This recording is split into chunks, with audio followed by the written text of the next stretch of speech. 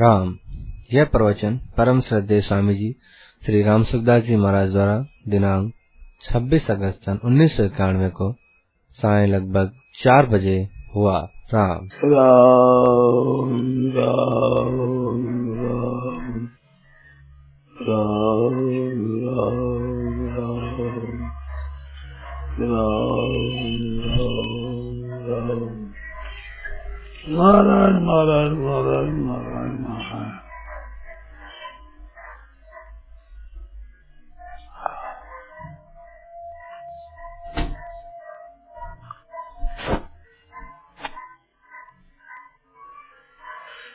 नारायण नारायण नारायण नारायण नारायण। अर्जुन ने 4 प्रश्न किए। 54वें श्लोक में 4 प्रश्न किए हैं। स्थितप्रज्ञ के लक्षण क्या होता है, और बैठता कैसे है, और चलता कैसे, बोलता कैसे, बैठता कैसे, चलता कैसे, 4 बात। इसमें एक प्रश्न का उत्तर दिया कि प्रजाति यदा कामान सर्वान पार्थ मनोगता। ये एक श्लोक पूरे कर्मयोग में घटेगा। 72 तक श्लोक है, उनमें सब में ये घटेगा। एक लक्षण है ये। तो लक्षण क्या है कि संसार की कामना का त्याग और आत्म स्वरूप में स्थिति, ये 2 बात है। अभी पहले आया था जिसे मोह कलिल को तरना आया था, फिर श्रुति विपत्ति पत्ति को तरना आया था। ये संसार के 2 भाग है। इनको तर जाता है तब योग को प्राप्त हो जाता है। तो योग प्राप्त हो जाता है, वो आत्मनैव आत्मना तुष्टा है, वो स्थिति पर कहलाता है। अब वो बोलता कैसे, श्रुति किम प्रभाषेत किम आसीत विदेश किम, कैसे बोलता है। तो बोलने के लक्षणों का 2 श्लोकों में वर्णन है। ऐसे वो बोलता है। दुखेषु अनुद्विग्नमना सुखेषु विगतस्त्रिय वीतराग भयक्रोधस्य धीर्मुनिरुच्यते। दुखेषु अनुद्विग्नमना, दुखों की प्राप्ति होने पर मन में उद्वेग नहीं होता। और सुखेषु विगतस्त्रिय, सुखों में स्त्रिया नहीं होती, परवाह नहीं होती भी सुख मिले, इसलिए खिंचाव नहीं होता। और वीत राग भय क्रोध, राग और भय क्रोध, ये तीनों जिसके चले गए, विषय हिता गता राग भय क्रोधा, वो स्थिति मुनि उच्चते, वो स्थिति मुनि कहा जाता है। ये मुनि शब्द प्रचलित भाषा में मौन रखने वाले का नाम है। तो किम प्रभाषित, उसका ये उत्तर हम मान लेते हैं। भगवान ने मौन शब्द का प्रयोग मन की तपस्या में किया है। मन प्रसाद सौम्यत्वम मौन मात विनग्रह भाव सरस्वती तपोमान समझते। तो मन का मौन ही बढ़िया मौन है। पर यह मौन का मुनि सोचते, तो ये स्त्री पुरुष कैसे बोलता है। दूसरा, यह सर्वत्र अनभिष्णेय, किसी जगह भी अभिष्णेय नहीं। तत्त प्राप्त शुभम, जो शुभ और शुभ प्राप्त हो जाए, अनुकूल और प्रतिकूल प्राप्त हो जाए, तो उसके अभिष्णेय नहीं है। नाभिनंदन न द्वेष्टि, शुभ की प्राप्ति होने पर अभिनंदन नहीं करता, और अशुभ की प्राप्ति के बाद द्वेष नहीं करता। सत्य ये स्थितप्रज्ञ के लक्षण बताए। तो नाभिनंदन न द्वेष, ये अभिनंदन नहीं करता। शुभ मिल जाए तो उसमें हर्षित और खुश होकर नहीं बोलता है, और द्वेष भी नहीं करता। विरुद्ध आ जाए परिस्थिति, उसका द्वेष नहीं करता है। वो स्थितप्रज्ञ है। ऐसे 2 श्लोकों में किम प्रभाषित का उत्तर दिया। अब विचार करना है ये जो लक्षण है ये कैसे है, तो लक्षण एक विलक्षण है। मानो ऊपर से तो ये बात है, वो उसके लक्षण क्या है और वो कैसे बोलता है, कैसे बैठता है, कैसे चलता है। तो ये भाषा कैसे बोलता है इसका ये नहीं भी संस्कृत बोलता है, हिंदी बोलता है, कौन सी भाषा बोलता है ये नहीं। कैसे बोलने की चतुराई कैसी है ऐसा नहीं। मानो हृदय में कैसे भाव होते हैं, लक्षण वास्तव में हृदय के वो बताना है, बाहर की केवल भाषा नहीं बताना है, बतानी है। इस बात से पहले दुखे सो अनुग्रह वाला, दुख आ जाए तो मन में उद्वेग नहीं होता, मन हल्ला नहीं मचाता। कभी अब आफत आ गई क्या करे, दुख क्या करे, ऐसे ही वो उसके बात में नहीं हो। ये सुख दुख आते रहते हैं। जैसे रात हो जाती है तो रात होने पर सबका व्यवहार बंद हो जाता है, और व्यवहार कुछ करना होता है तो दीपक के प्रकाश में कर सकते, बिना प्रकाश के हम वहाँ काम नहीं कर सकते, उसकी पराधीनता होती है। परंतु सूर्य अस्तमन को रोकते नहीं, शोक नहीं करते, दुख नहीं करते, क्योंकि देखते हैं कि सूर्य अस्त होता है, अब रोज नहीं होता है। तो ऐसे किसी के मरने पर भी, दुख होने पर भी वो रोता नहीं। ये तो रोते होते रहते भाई, जन्म है उसको मरना होता है, मरते हैं, फिर मुक्ति नहीं होती, फिर जन्मते हैं और जन्मते हैं वो मरते हैं ही। नई बात क्या होगी, संपत्ति विपत्ति आती है, नफा और नुकसान भी होता है, संयोग और वियोग होता है, ये तो संसार का स्वरूप है, इसमें कोई नई बात नहीं है। इस बात दुखे सो अनुग्रह हमारा, दुखों में उसके मन में उद्वेग नहीं होता, हलचल नहीं होती, कोई नई बात थोड़ी है। अब घाम आ जाए तो आदमी घबराता है क्या, ठीक है वे नहीं सुहाता और सामान उठकर छाया में बैठ जाओ, जाड़ा आता है तो भी हमें सुहाता नहीं तो कपड़ा ओढ़ लो, किसी की रक्षा में चले जाओ, ये कोई दोष की बात नहीं। पर मन में घबराहट करना ये तो उसी बात है। देखो परिस्थिति का ज्ञान होना दोषी नहीं है, विकार होना दोषी है। दुखों के प्राप्त होने पर दुखों का ज्ञान हो गया और ज्ञान होने पर उनका प्रतिकार कर दिया, कोई दोष की पाप की बात नहीं, परंतु भीतर में विकार नहीं होना चाहिए, ये कोई नई बात थोड़ी है। दुखों का आ जाना, सुखों का आ जाना, अनुकूलता आ जाना, प्रतिकूलता आ जाना, ये कोई नई बात नहीं है, तो सदा रहती है, अनादिकाल संसार में से होता ही रहता है। हम कहाँ तक हंसेंगे, कहाँ तक रोवेंगे। तो वास्तव में निर्विकार रहना है, ये स्थित प्रज्ञा के लक्षण है। क्यों, प्रज्ञा बुद्धि जिसकी स्थिर हो गई तो स्थिर बुद्धि असमूढ़ा, उनकी मूर्खता चली गई, ब्रह्मणी स्थित परमात्मा में स्थित है, तो बुद्धि जिनकी अटल हो गई। तो अगर कहाँ हो गई, परमात्मा के स्वरूप में बुद्धि अटल हो सकती है, सांसारिक पदार्थों में बुद्धि अटल नहीं हो सकती। उसमें तो सुख दुख दो अलग अलग होंगे, उसमें बुद्धि अटल कैसे होगी। तो परमात्मा स्वरूप बुद्धि स्थिर हो जाने के बाद दुखों के प्राप्त होने पर कोई हलचल नहीं होती। अब सुखों पर स्प्रिया नहीं कि सुख मिलता रहे अथवा ये सुख बना रहे और अनुकूलता आती रहे, ऐसी कोई बात नहीं, स्प्रिया नहीं। और बीच राग भय को, राग और भय क्रोध ही चले गए। पदार्थ में राग होता है जिसका रंग चढ़ जाता है मन पर, वो प्रिय लगती है वस्तु, तो मन पर रंग चढ़ गया।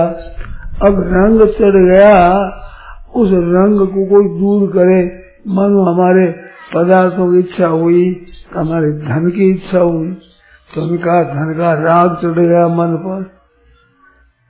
अब इस राग में प्राप्ति होने वाली थी, इसने किसने बाधा दे दी, धन की इच्छा, धन कोई देता ही था, उसने बाधा दे दी। तो बाधा देने वाला अगर हमारे से बलवान है तो उस पर गुस्सा आए तो लगेगा कि भाई इसमें करोड़ से मसल डालेगा, पीस डालेगा कहीं, तो भय लगेगा। और उस पर ऐसा चले कि हम इसको मार सकते हैं तो क्रोध आएगा। हम निर्बल मालूम जाएंगे तब तो आएगा भय, और हमारे को बलवान अपने को मानेंगे कि हम इसको ठीक पसार सकते हैं तो क्या होगा, क्रोध आएगा। ये राग से ही पैदा होते हैं, दोनों ही, सभी राग से ही पैदा होते हैं। राग अलग से पैदा हो जाते हैं, राग नहीं तो भय होता है, ना क्रोध होता है। तो राग, वीत राग भय क्रोध, राग चला गया तो भय और क्रोध भी चले गए। ऐसा स्थिर मुनि उच्चते, ऐसा स्थित बुद्धि वाला मुनि कहलाता। मुनि मन मननशील, परमात्म तत्व का मनन कर रहा है। पदार्थों का मनन करे, भोगों का करे तो उनकी हानि और लाभ में फर्क पड़ेगा, परंतु मनन ही उसका दूसरा है। आप दूसरी वस्तु के ग्राहक है तो आपके हानि लाभ, दूसरी चीज का हानि लाभ आपको असर नहीं करेगा। जैसे आप भोजन करने में बैठे और भोजन, पवित्र भोजन के आप ग्राहक है, तो वहाँ मांस मछली नहीं मिलेगा, दुख होगा। हम चाहते ही नहीं, हम चाहते हैं उसमें सुख दुख होता है। तो वो परमात्मा में रुचे पसे रहते हैं, वे सांसारिक सुख दुख से सदैव अलग रहते हैं, वे दुख के वशीभूत भी नहीं होते। तो उनका वास्तव में विषय दूसरा है, वे दूसरे देश में है, वो देश हमारा ये नहीं है। इस देश में रहने वालों को तो फर्क पड़ेगा भाई, अनुकूलता में राजी होंगे, प्रतिकूल नाराज हो जाएंगे, परंतु उनका देश परमात्मा है, इस देश की हम ग्राहक नहीं है। तो इस देश में हानि लाभ हो तो हमारी क्या हुआ। जैसे कोई साधु हो गया, साधु होने के बाद घर में कोई बहुत मुनाफा हो गया तो कोई हर्ष नहीं होता, और घाटा लग गया तो कोई दुख नहीं होता। वो समझे हम अलग, ये अलग है, अपना घाटा हो, नफा हो, नुकसान हो, जन्म जीव है, मरे, घर में कुछ भी हो जाए, हमें इनसे मतलब नहीं है।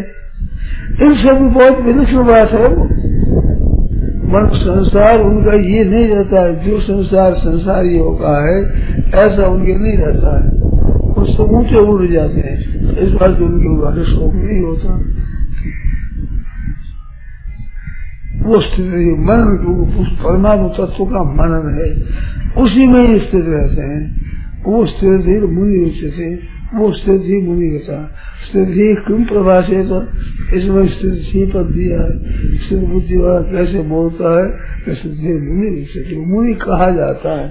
क्यों कहा जाता है? मन से परमात्मा तत्व का ही मनन है, सांसारिक विषयों का, पदार्थों का मनन नहीं है, इस वास्ते मुनि कहा जाता है। यह सर्वत्र अभिस्नेह, अभिस्नेह कहीं नहीं है। अभिस्नेह उसको कहते हैं जैसे बच्चा बीमार हो जाए तो माँ ठीक है, बीमार नहीं है, सेवा करती है, पर सेवा में इतनी चिंता होती है माँ के शरीर की शक्ति कम हो जाती है। थोड़ा बीमार है, इस बात की चिंता को लेकर माँ के शरीर में कमी आ जाती है, शक्ति कम हो जाती है, भूख कम लगती है, मन नहीं लगता है। सही ठीक है माँ का, परंतु अभिस्नेह इसको कहते हैं जिसमें एकता का अनुभव करे, बालक के साथ में अपना एकता का अनुभव करते हैं। जिसमें ज्यादा स्नेह होता है उसका असर पड़ जाता है। धन में ज्यादा स्नेह, धन चला जाए तो धन के जाने से व्याकुल हो जाता है, घबरा जाता है, धन चला गया, हमारा आधार था वही। ऐसे भाई है, पति है, पुत्र, कोई मर जाता है तो उससे बहुत ज्यादा व्याकुलता हो जाती है, क्योंकि उनको वो आधार है। जैसे हम यहाँ बैठे, हमारे नीचे से जमीन खसक जाए तो हम कहाँ बैठे, ऐसे जिसने आधार माना है वो आधार खसक जाता है तो उसके दुख होता है। सर्वत्र अभिस्नेह, शिव जी की किसी की अभिस्नेह है ही नहीं। मान तादाद में करके उसके साथ एकता मान करके जो स्नेह होता है वो अभिस्नेह कहलाता है। ऐसा है ही नहीं कहीं। तत्व प्राप्त शुभाशुभ, शुभ अशुभ प्राप्त हो गया तो शुभ हो जाए अशुभ हो जाए, अभी स्नेह होगा तो उसका असर पड़ेगा शुभ अशुभ का। सर्वत्र अनभी स्नेह है तो शुभ हो जाए अशुभ हो जाए, अपना स्नेह है ही नहीं। योग दर्शन में आया है ऋतम भरा तत्व प्रज्ञा, उनकी प्रज्ञा सत्य को धारण करने वाली, ऋतम सत्यम विभर्ति, ऋतम भरा सत्य को धारण करने वाली है, उस प्रज्ञा है। उसने लिखा है प्रज्ञा प्रासाद मांगी है। प्रज्ञा रूप एक हवेली है, बड़ी भारी हवेली, बहुत बड़ा मकान, प्रासाद है, बड़ा किला है, उसे ऊपर चढ़ जाता है वो प्रज्ञा प्रासाद मार हुई है। असोच सोच तो देना, स्वयं तो असोच होगा, उसके लिए चिंता करने की जरूरत नहीं। अब सोचता देना, जो सोच करने वालों को देखता है, कैसा देखता है कि भूमि स्थानीय सही रास्ता, शहर के ऊपर चढ़ा बड़े भारी पर्वत के ऊपर बैठा है और पृथ्वी के ऊपर रहने वाला आदमी को देखता है, कहीं बाढ़ आती है, कहीं आग लगती है, कहीं घाम पड़ती है जोर से, कभी हवा जोर से आती है, तो भूमि पर स्थित है, उनको वो देखता है। तो सही रास्ता, भूमि स्थानीय सही रास्ता, सर्वान प्राज्ञों उपस्थिति प्राज्ञ सबको देखता है, परंतु वो उन भूमि में स्थित होने वाले आदमियों में आने वाली आपत्ति से बिल्कुल रहित है, क्योंकि तो पर्वत के ऊपर से चढ़ा हुआ है ना, तो उसकी कोई ये असर नहीं करते पदार्थ, भोग पदार्थ संयोग वियोग उस पर असर नहीं करते, क्योंकि उनकी स्थिति ही और हो गई। शरीर में स्थिति नहीं रही, शरीर में स्थिति रहता होती है बात होती है, स्थिति नहीं रहने वाला का ये अर्थ नहीं है कोई मर जाता है कि प्राण निकल जाते हैं, ये अर्थ नहीं है। मोह नहीं रहता है, मोह। जैसे आप अपने घर में रहते हैं, एक इस पंडाल में रहते हैं, तो पंडाल में बैठे रहने पर भी आपके इसका मोह नहीं है। धर्मशाला में आप रहते हैं, रहते हुए भी मकान में मोह नहीं है, और अपना मान लो तो मोह हो जाता है, तो अपना मानना वो मिट जाता है, मर नहीं जाते। शरीर के साथ भी कोई संबंध विच्छेद हो जाए, शरीर न रहे, ऐसी बात नहीं। शरीर के रहते हुए भी शरीर की बेपरवाह हो जाती है, लापरवाही हो जाती है, शरीर ठीक रहे बेठीक रहे, इसका उद्योग भी करता है, अन्न जल भी देता है, औषध भी देता है, सब ठीक करता है, पर ठीक हो जाए तो मौज, ठीक न हो जाए तो मौज, चिंता भी इस बात की। ये तो शरीर है, शरीरों का धर्म भाई होगा, शर्मंदा होगा, इतना होगा, होता रहेगा, आप मिटा नहीं सकते। बड़े बड़े संत महात्मा हुए, जीवन मुक्त हुए, उनके भी शरीर में तो पीड़ा भी हुई है, रोग भी आया है, मृत्यु भी आई है, संयोग भी हुआ है, वियोग भी हुआ है, सब तरह का होता, परंतु उनके अंतःकरण में कोई विकार नहीं होता, क्योंकि वे ऊंचे उठ गए, शरीर से ऊंचे उठ गए, परिवार से ऊंचे उठ गए, उनके क्या दुख हो क्या सुख हो। गृहस्थ में रहते हुए भी गृहस्थ से ऊंचे उठ रहना चाहिए। मानो बाधा किसकी है? जो हम गुलामी स्वीकार कर लेते उसी बाधा है। अमुक व्यक्ति चाहिए, अमुक भोग चाहिए, अमुक परिस्थिति हमारा को चाहिए, ऐसी मन में आ जाती है। यह है दरिद्रता, यह है गुलामी, यह है दासता, ये जिसकी मिल जाती है वो भगवान के गुलाम है, दास है, जो कुछ है गर्ज है भगवान की, किसी सिवाय किसी के नहीं। अरे भगवान है जो रहते, उनमें कोई विकार होता नहीं, तो हमारा विकार कैसे हो? वो परमात्मा तत्व में नित्य निरंतर स्थित है, उस तत्व में कोई विकृति आती नहीं, इस वास्ते उनको कोई विकृति होती नहीं। सर्वत्र विष्णु है, ना अभिनंदन निर्देशित प्रतिष्ठिता, उसकी प्रज्ञा प्रतिष्ठित होती है। तो सर्वत्र विष्णु है, किस जगह विष्णु नहीं है। ऐसे किम प्रभाषित कैसे बोलता है कि उनके मन में राग द्वेष नहीं होती, राग द्वेष पूर्व नहीं बोलता है, राग की और द्वेष की भाषा वो नहीं बोलता है, वो तो समता में रहता है। समता में स्थित रहना ही मनुष्य का धर्म है। यही तीर्थ को ये साम्य स्थित माना, जिन लोगों का साम्यावस्था मन स्थित हो गया, उन लोगों ने यहाँ ही जीवित अवस्था में संसार को सीख लिया, संसार पर उनकी विजय हो गई, संसार पर विजय, संसार हारे नहीं, और संसारिक सुख और दुख वो आकर थपेड़ा लगाता है रामा, उसमें अभिभूत हो जाते हैं, हार जाते हैं, तो हमारी जीत नहीं होगी। तो वो जीत कौन है कि यही तेजता सर्गा संसार को जीत गया, ये संसार में स्थित हुआ, मन समता में स्थित हो गया। जैसे बचपन में कांच के टुकड़े और ठीकरी के टुकड़े इसको लेकर खेलते थे, तब लड़ाई होती थी और शिकायत करते थे, घर बनाया हमने, जमीन खाती दो, हमें देश बना दी थी, हमारा जमीन हमारी घर है, हमारी जमीन है, दूसरा उसके ऊपर लेकर यहाँ बना दिया, तो लड़ाई हो जाए कि तुम्हारी हमारी जमीन ले ली, वो कहते नहीं हमारी जमीन, वो कहते कि हमने लकीर पहले खींची थी, वो कहते मैंने पाल पहले बनाई थी, हमारा है, वो कहते हमारा है, लड़ने लगे आपस में मार के। अच्छा क्यों लड़ते हो, जैसा हमारा घर है यहाँ पर, इसने दखल कर दिया, क्या था, मैंने पैर से लकीर खींची थी कि यहाँ मेरा घर बनेगा, इसने आके पाल बना ली, अपनी बीज बना ली, बीजों में हमारी जमीन ले ली, ऐसा मत करो, क्या करो, अच्छा अब ऐसा करो कि आधी आधी करो, आधी तुम ले लो आधी वो ले लो, ऐसे करो, न्याय कर दिया, राजी हो गए। मैं थोड़ी देर भोजन दौड़ गए, अब पीछा पास सोचते ही नहीं कि हमारी जबान कहाँ है, ऐसे ही लड़ाई करते हैं। राम नासत बोल जाती, पीछे को कागज है, पत्र है, इनको चिट्ठी है, इनको तार है, ना फोन है, कुछ नहीं, कि हमारी जमीन कहाँ है, कैसे है, वैसी डरते थे।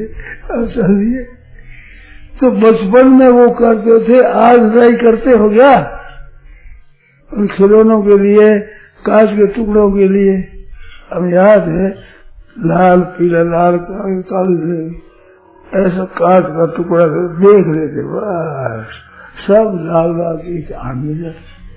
अब क्या मिल गया बताओ, हरा टुकड़ा देख रहे, एक बार हाथ दे रहे थे, एक आंख से देख रहे थे, और मुट्ठी में रखते। बड़ी संपत्ति, वो मामूली चीज नहीं है। आपके तो क्या है, आपको क्या, तो आपके लाख रुपए क्या है, परवाही नहीं करता, उनकी वो बड़ी पूंजी है, बढ़िया चीज है, अपने सुख की सामग्री है। हमने देखा है, आपको याद बोलने पता नहीं, हमारे तो याद भी। ये झाड़ होते हैं ना कांच के, उनके छोटा होते सैकड़े होते हैं, देखे तो छह दिखे, एक आदमी के 6 आदमी दिखे, राजी होते, जेब में रहते, हाथ में रहते, बड़ा प्रिय है उसका। आज क्या मूल्य है उसका, अरे यहाँ खरीद दिया जाएगा उसका, क्या करेगा, क्या मतलब है। तो अब क्या हुआ, उस अवस्था से ऊंचे उठ गया, और बच्चा अवस्था से ऊंचे उठ गए।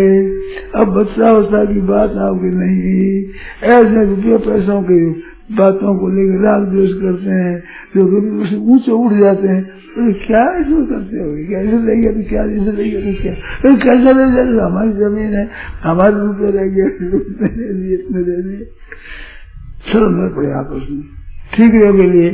वो कहता है ऐसा, इतने हमारे गंडा थे, हमारे इतने गंडा होते, इतने चीज हमारे होते, वो कहते हमारा होता है, कहते इसने ले लिया हमारा, तो तुम क्यों लिया गया, हमारा यही नहीं, हमने इसे लिया ही नहीं। वो कहते मेरा है, लेकिन मेरा उठा लिया इसने। वो कहता मैंने तो जमीन माता से लिया, धरती माता से, हम लिया ही नहीं, मैं कैसे दे दूँ, आज मांगता है तो कैसे दे दूँ, मैंने इसे लिया ही नहीं, तो धरती माता से लिया, हाँ तो धरती माता को दे दे, धरती माता को दे दिया, उसे तुम उठा रहे, ऐसा चीज मैंने ऐसे लिया ही नहीं, मैं तो पृथ्वी माता से लिया, तो पृथ्वी माता को दे दे भाई पैसा, पृथ्वी माता को दे दे, तो उठा रहे, अब तेरा हो गया। अब न्याय हो गया साहब, राजी हो गए दोनों, हमारा न्याय कर दिया। अब क्या न्याय हो गया, क्या उठा लिया तो क्या हो गया? तो आपके क्या हो गया? यूं है, ऐसे संसार का धर्म और संसार की पृथ्वी, संसार का मान और बड़ाई उन लोगों की दृष्टि में ये कंकर पत्थर की तरह खेलते हैं, खिलौने। बोले मेरा है, तो वो कहते मेरा है, मेरा है, मेरा है, तेरा है। भाई कुछ नहीं है, घोड़ापन है। तो उससे ऊंचे उठ जाते हैं। सर्वथा में कुछ नहीं है, उससे बस प्राप्त हो जाते हैं। काम करते हैं वैसे ही, उद्योग वैसा ही है, बात वैसे ही करते हैं, परंतु ऊंचे ऊंचे रहते हैं। वे छोरे लड़ते हैं, उनका इंसाफ करते तो आप भी सुनते हो नहीं, क्या है रे बात, क्यों करते हो? वो कहते हमारा है, वो कहते हमारी है, इतनी ठीक है, इतना गंदा हमारा है, वो रह गए, ये तो हमारा है। अरे तुम्हारा कैसे हुआ कि हमने इकट्ठा किया था, अरे हमारा था, इस बात से हमारा इज्जत नहीं है। वो कहते तुम्हारे सामने लिया ही नहीं, कैसे दिए हमने तो पृथ्वी माता से लिया था, तेरा लिया ही नहीं, तेरे कैसे, तेरे कैसे दूंगे, हमारा है तो। अच्छा, वो कहता साहब मैंने इकट्ठा किया था, ये ले गया, तो क्या करे? तेने पृथ्वी माता से दिया, पृथ्वी माता को दे, पृथ्वी माता को दे दिया, अब तू उठा है, राजी हाजी हमारा न्याय कर दिया। अब क्या न्याय कर दिया, क्या न्याय कर दिया? तमाशा खेल है, कोई खेल है।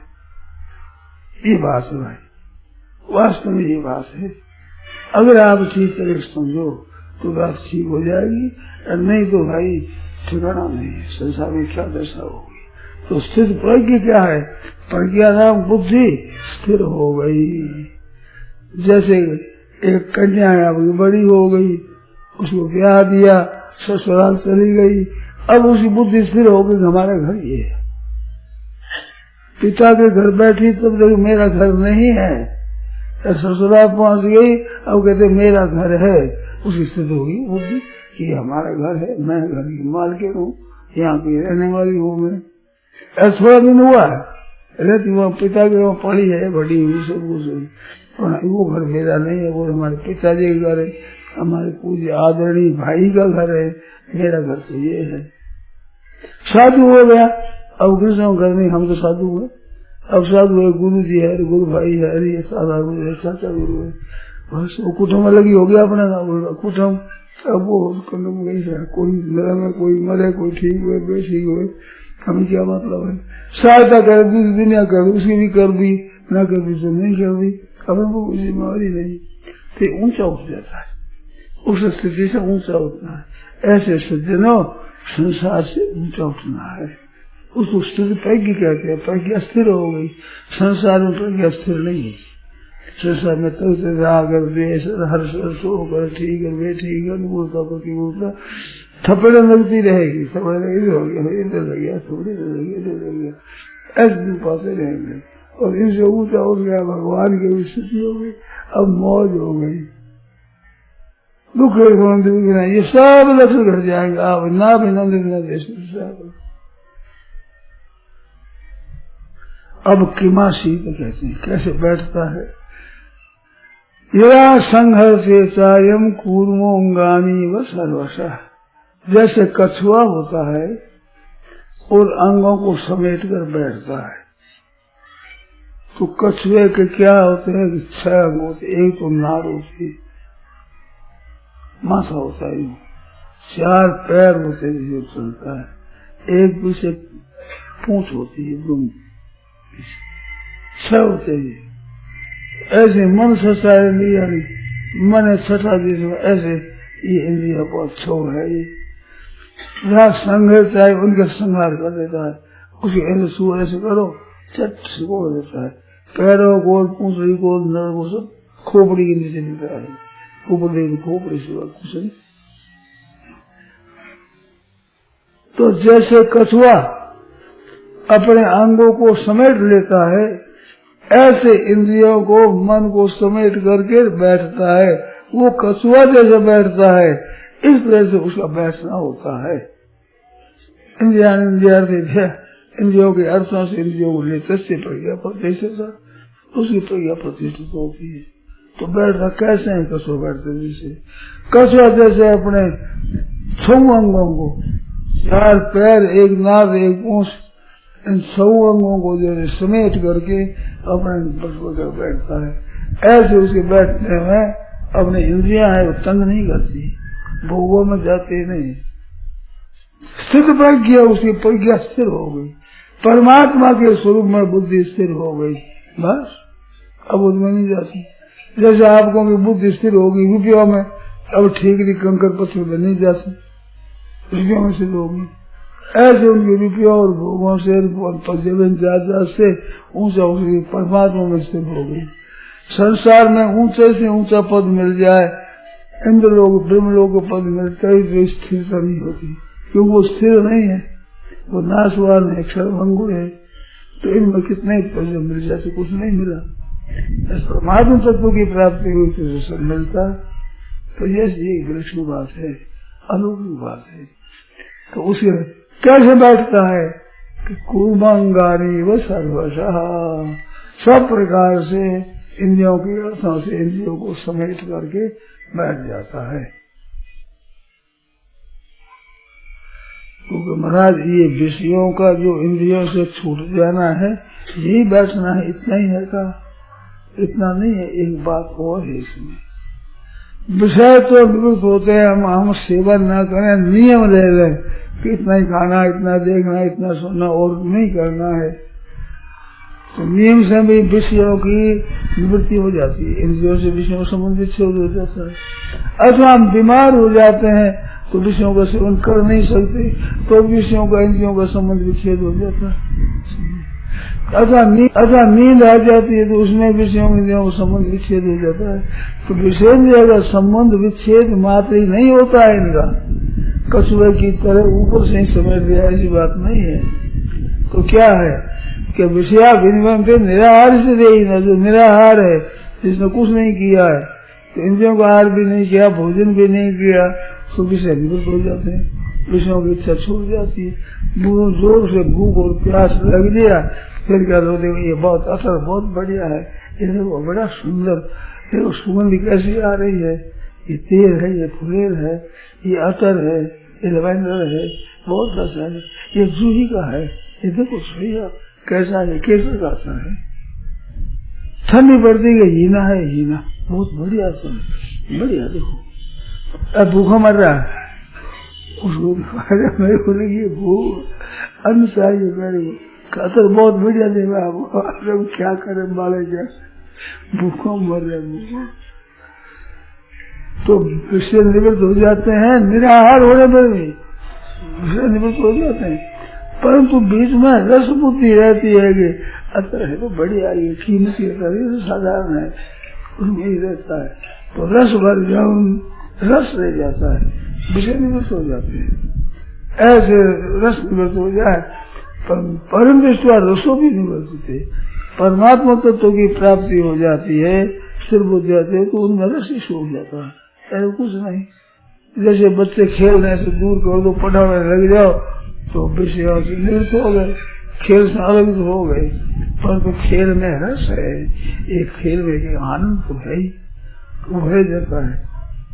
परंतु जब बड़े हुए, रुपये में रस आया, रसों कैसे निवृत्त, खेलने की मन में ही नहीं आती, कंकर पत्थर से खेले, ठीक है खेले, हम लोग ही खेलते थे, अब हम लोग में ला करते ठीक है, अब इनसे खेलो, या मुझे ठीक हंसी आती है, क्या कोई मस्करी करते हो हमारे साथ, जिंदगी उड़ाते हो हमारे, जिंदगी तुम लड़ते थे, ठीक है मेरे लड़ाई करते थे, मेरा है वो तो मेरा है मेरा, तो भोलापन सा ऐसे रुपयों के लिए, जमीन के लिए बड़ा लड़ाई करते हैं, राम गो समझाते हैं, वो तो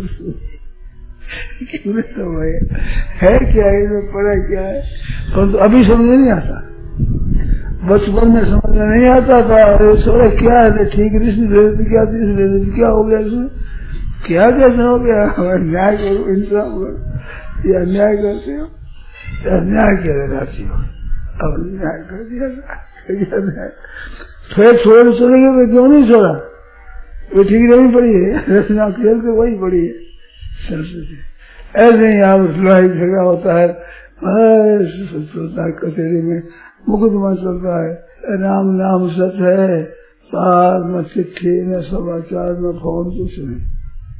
कि विजय हुई कि पराजय हुई, जीत हमारी हुई, उस पार्टी हुई, किस पार्टी हुई, अब किसी भी हो जाए, किसी मतलब क्या अपने से कोई मतलब नहीं है। इस बात तो ऊंचा उठ जाता है इससे। ये संसार है जैसे खिलौनों के खेल से बच्चा होता है, वो ऊंचा उठकर जवान हो जाता है, खेलने के नहीं आती। आजकल बूढ़ी बूढ़ी खेलते, आजकल बचपन हो गया, बच्चों का काम क्या खिलौना खेलना और जाते पीते खाता रहना पड़ता है। ये दोनों सभ्यता है। आज तो बूढ़े हो जाए, सफेद बाल हो जाए तो चलते पीते खाएंगे, वैसे ही खेलेंगे, खेलने से आगे खेलते हैं। बचपन वो नहीं होता, ये बड़े होते ही नहीं।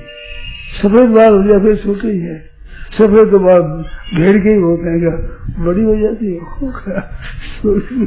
क्या हुआ, सफेद बाल हो